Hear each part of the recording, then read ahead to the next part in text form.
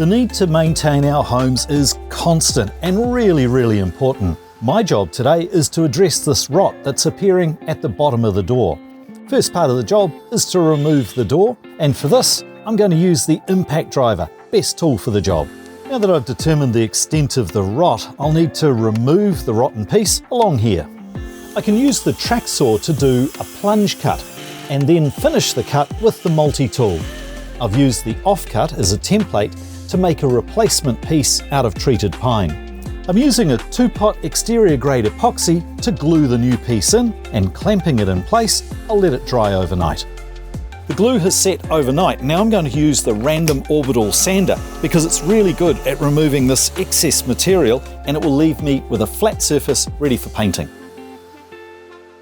Now that I've sealed all of the bare timber, I can take the door back and rehang it. Job done.